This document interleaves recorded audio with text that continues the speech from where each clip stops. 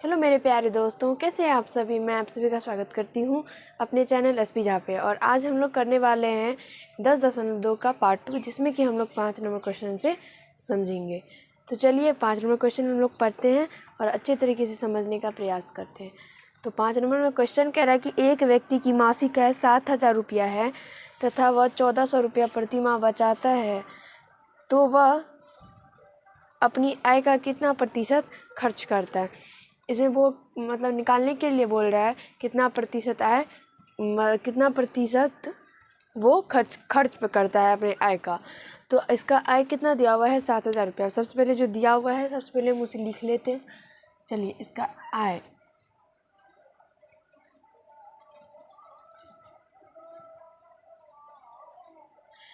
आय दिया हुआ है 7,000 रुपया और ये बचत प्रति माह बचाता है कितना, 1,400 रुपया। यानी इसका बचत दिया हुआ है 1,400 रुपया।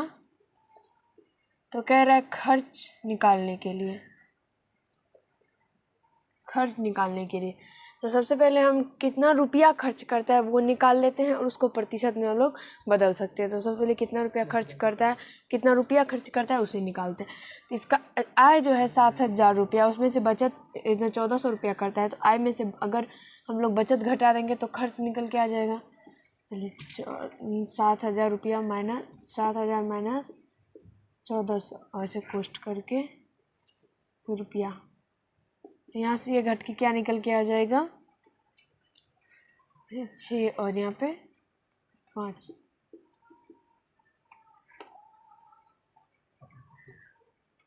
5600 निकल के आ जाएगा। 5600 रुपया खर्च करता है। अब इसको प्रतिशत निकालेंगे तो खर्च प्रतिशत निकाल लेते हैं।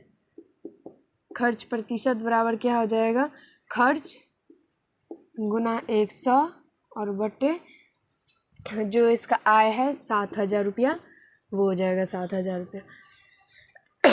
अब चलिए यहाँ से इसको काट लेते हैं और इसका आंसर निकल के आ जाएगा। 7 से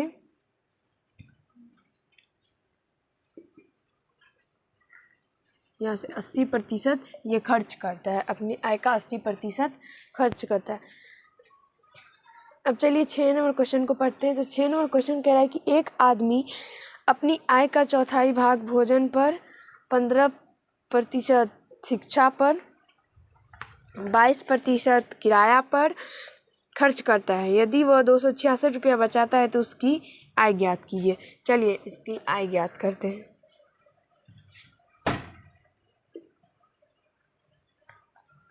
सबसे पहले क्या करते हैं तो उसकी आय मान लेते हैं, क्योंकि आय का चौथाई भाग भोजन पर करता है खर्च।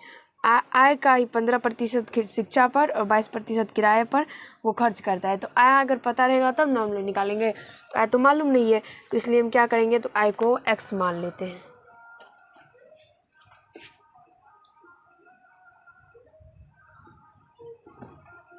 माना कि उसकी आय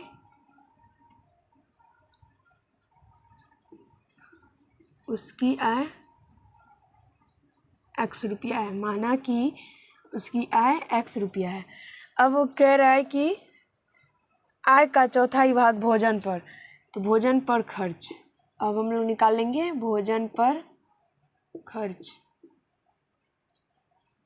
भोजन पर खर्च कितना करता है, अपनी आय का चौथाई भाग करता है, यानी x गुना 1/4, x/4। अब किस पे खर्च करता है, 15% शिक्षा पर। तो शिक्षा पर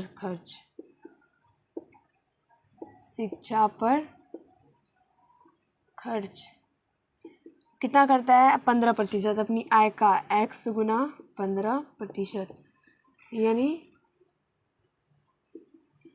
x गुना 15/100, 15x/100। और अब किस पे खर्च करता है, 22% किराया पर।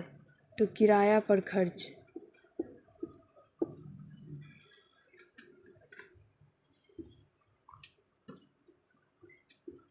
किराया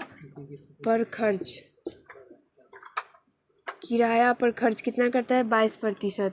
तो x का 22% खर्च करता है किराया पर, तो x गुना 22/100 और यहाँ से 22x/100।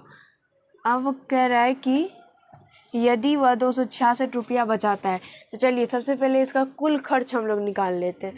तो कुल खर्च यहाँ से निकलेगा तो क्या होगा, कुल खर्च में हम लोग क्या करेंगे कि सबको जोड़ देंगे। खर्च को जितना भी खर्च वो किया है भोजन पर, शिक्षा पर और किराए पर, तीनों को जोड़ देंगे।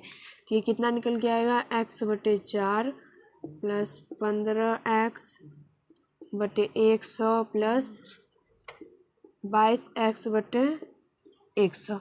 अब यहाँ से इसका एलसीएम लेंगे, तो एलसीएम लेंगे तो क्या हो जाएगा, 100 यहाँ से 25x और प्लस 15x प्लस 22x और यहाँ से इसको सबको जोड़ देंगे तो क्या हो जाएगा, 10 2 12, 3 और 2 5 और 1 6, 62x/100।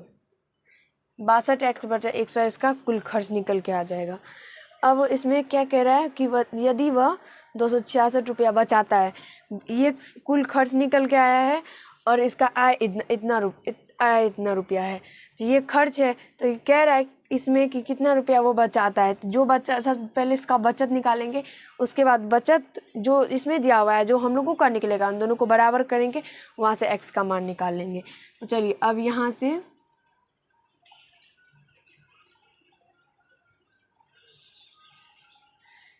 बचत निकाल लेते हैं।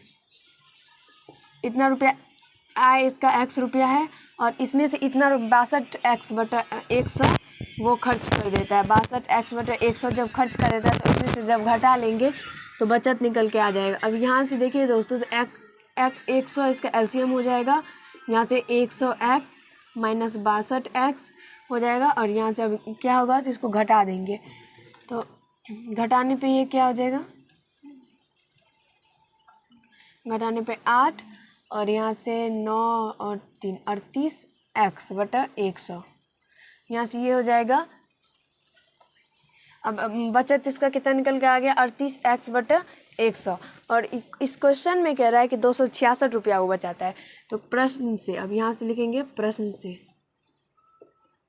क्योंकि प्रश्न में दिया हुआ है कि उसका बचत कितना है, तो 266 रुपया। तो हम अपना बचत से उनका बचत का क्या करेंगे, तो बराबर कर देंगे। तो हम लोगों का यहाँ से x का मान निकल के आ जाएगा। तो यहाँ से ये क्या आ जाएगा, तो इस 100 को यहाँ इधर ला के गुना कर देंगे, तो ये क्या हो जाएगा, 266 भाग में है तो इसे रहेगा तो गुना हो जाएगा। यहाँ से x का मान निकल के आएगा तो क्या होगा, 266/38। अब यहाँ से ये कटेगा तो x का मान क्या निकल के आएगा, x का मान निकलेगा 38।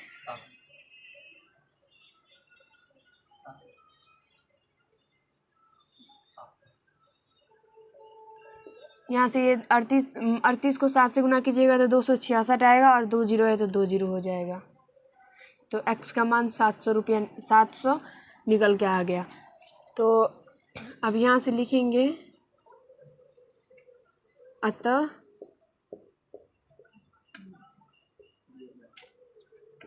उसकी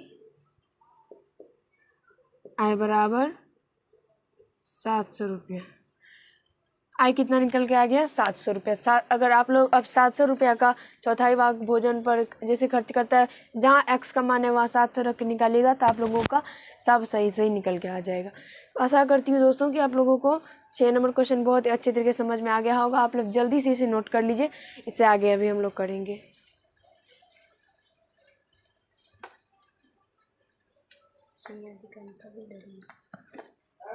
तो चलिए दोस्तों, अब हम लोग 7 नंबर से क्वेश्चन को समझते हैं।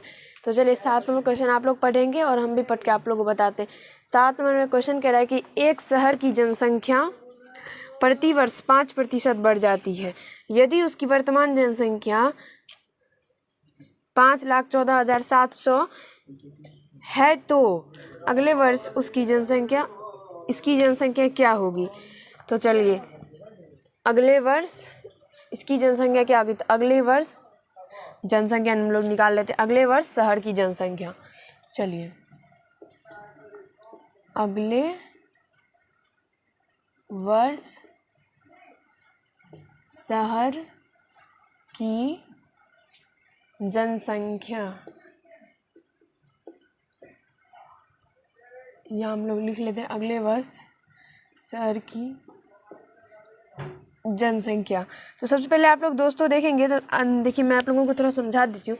अगले वर्ष शहर की जनसंख्या कह रहा है जो वर्तमान में जनसंख्या है, अगर उसका हम 5% निकाल के और वर्तमान जनसंख्या जो उसमें अगर जोड़ देंगे, वर्तमान जनसंख्या का 5% निकाल के वर्तमान जनसंख्या में अगर जोड़ देंगे, हम लोगों का अगले वर्ष का जनसंख्या निकल के आ जाएगा।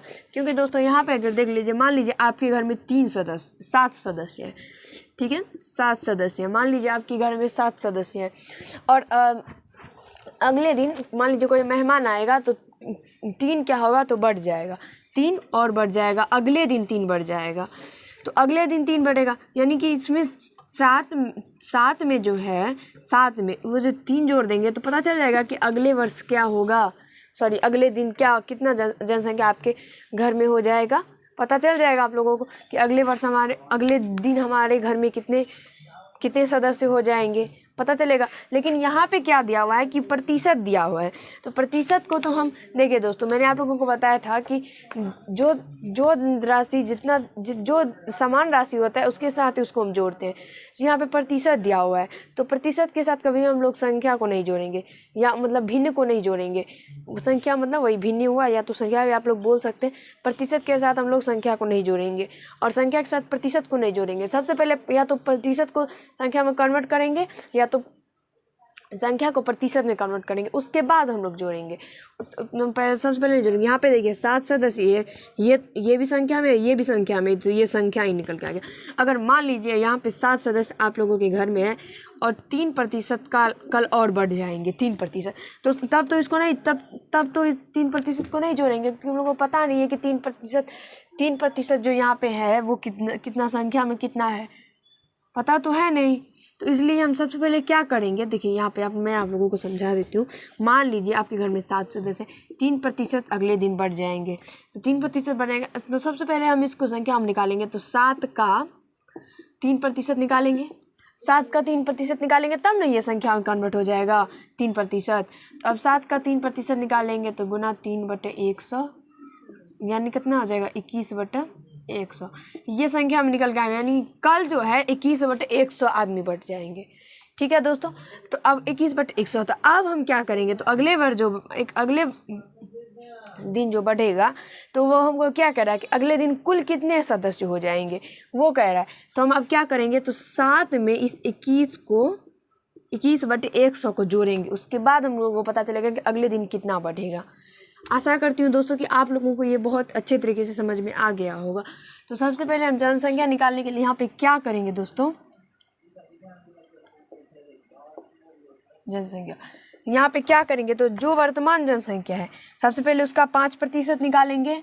देखिए वर्तमान जनसंख्या 5,14,700 इतना जनसंख्या है, और प्लस इसको प्लस करेंगे क्योंकि इसमें उसका निकाल के जोड़ेंगे, यानी इसका 5% पहले निकालेंगे और उसके बाद जो निकलेगा उसको इसमें जोड़ेंगे। तो चलिए इसका 5% निकाल लेते हैं, गुना 5%, यहाँ पे का भी दे सकते हैं आप लोग। तो यहाँ से निकल के आ जाएगा क्या, तो 700 प्लस 14,700 गुना 5/100। अब यहाँ से 2 जीरो से 2 जीरो कट जाएगा, यहाँ से क्या निकल के आ जाएगा, 5,14,700 प्लस यहाँ से इसको 5 से गुना कर देंगे तो 35, 3 बच गया 20, 3 23, 2 5 और 2 7 और 5 25, ये इतना निकल के आ गया। अब क्या करेंगे, तो इन दोनों को जोड़ देंगे, बस निकल के आंसर आ जाएगा 3 7 7 14 और यहाँ से 9 10, यहाँ भी 10, यहाँ भी कोमा होगा, 9 1 10, 2 1 3 और यहाँ से 5, यहाँ पे 1 आधा सैकड़ा, यहाँ पे अगले वर्ष क्या आ जाएगा 5,30,435, 5,30,435 अगले वर्ष जनसंख्या हो जाएगा। आशा करती हूँ दोस्तों कि आप लोगों को 7 नंबर अच्छे तरीके से समझ में आ गया होगा। अब 8 नंबर क्वेश्चन को हम लोग पढ़ेंगे और इसे अच्छे तरीके से समझने का प्रयास करेंगे। तो 8 नंबर में कह रहा है कि किसी विद्यालय के छात्र संघ में निर्वाचन के लिए अध्यक्ष पद के लिए 2 छात्रों में सीधी टक्कर थी। यदि विजयी छात्रा को कुल 55% वोट मिले और वह 70 मतों से विजयी हुआ तो कुल कितने वैध मत पड़े और पराजित प्रत्याशी को कितने वोट मिले। तो सबसे पहले दोस्तों इसमें हम लोग मान लेंगे कि कुल वैध मत कितने पड़े। तो चलिए यहाँ से हम लोग मान लेते हैं, माना कि कुल x वैध मत पड़े, माना कि कुल x वैध मत पड़े, x वैध मत कुल पड़े। चलिए मान लिए। अब हम लोग यहाँ से क्या करेंगे, अब हम लोग निकालेंगे। इसमें जो दिया हुआ है वो कह रहा है कि 55% वोट मिले, तो 55% दिया हुआ है इसको विजयी छात्रा को वोट मिले। तो सबसे पहले हम संख्या में या भिन्न में उसको निकाल लेंगे कि कितना उसको वोट मिला। प्रतिशत हम लोग हटाएंगे इसमें। तो चलिए यहाँ से क्या लिखेंगे हम लोग, विजयी छात्रा को मिले वोट,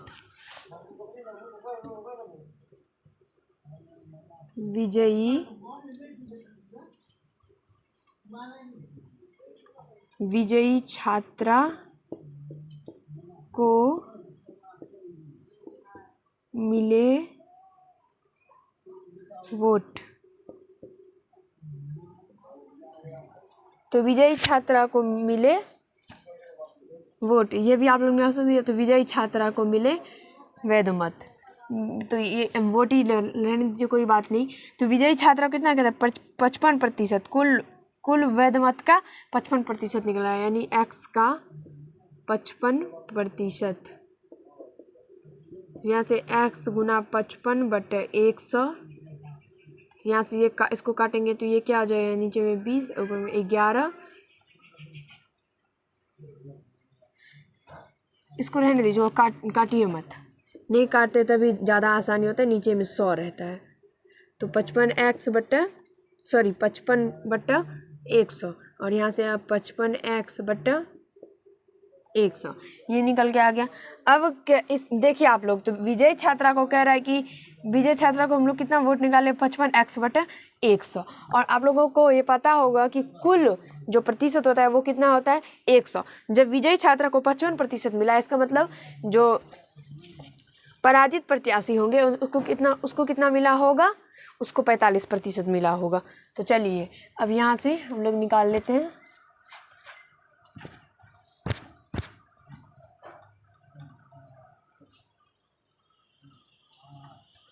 चलिए अब विजय छात्रा हो गया। अब निकालेंगे हम लोग क्या, तो पराजित प्रत्याशी को, पराजित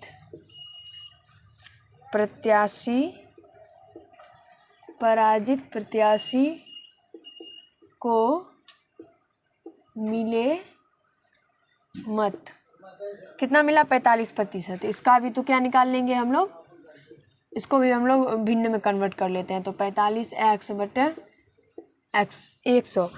अब इसमें क्या कह रहा है कि 55% विजयी छात्रा को मिला और वह 70 मतों से विजयी हुआ। चलिए अब यहाँ से प्रश्न से हम लोग निकाल लेते हैं। 55% माइनस 100 और माइनस 45x/100 और बराबर 70। वो इस प्रश्न में कह रहा है कि 55 विजयी छात्रा को 55x/100 मतलब मत मिला और पराजित प्रत्याशी को 45x/100 मत मिला।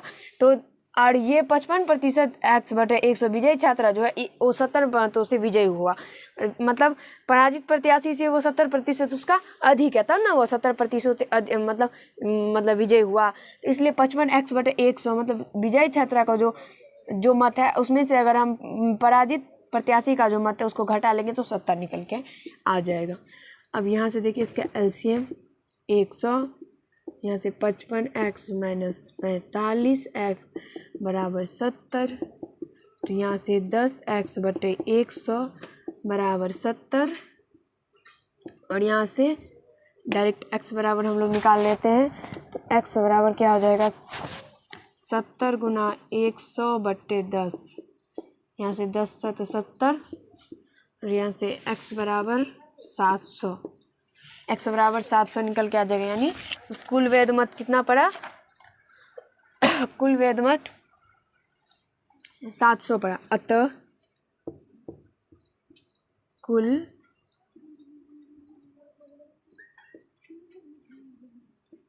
वेद मत कितना पड़ा 700।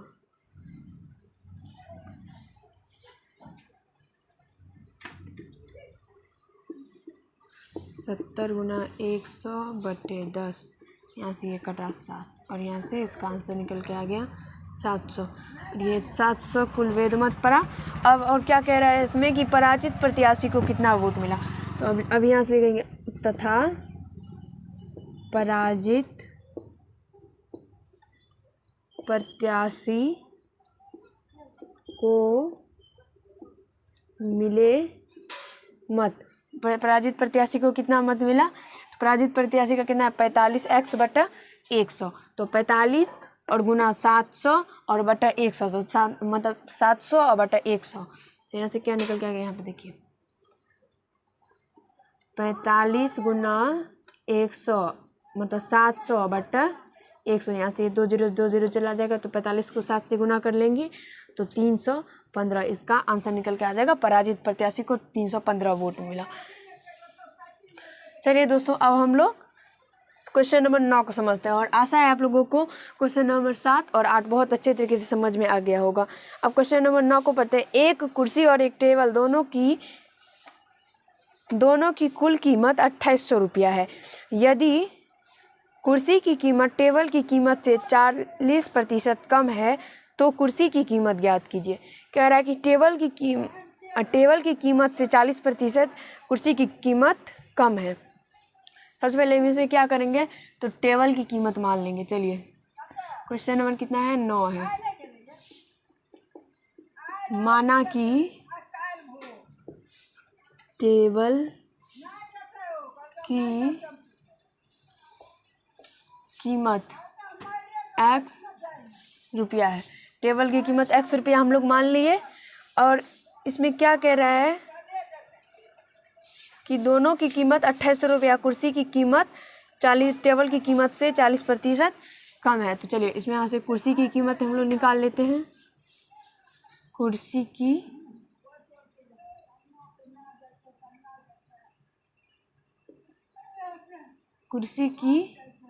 कीमत टेबल की कीमत से 40% कम है, तो सबसे पहले टेबल की कीमत x का 40% निकालेंगे और उसके बाद x में उसको जोड़ देंगे, यानी x प्लस x गुना 40 बटा 100।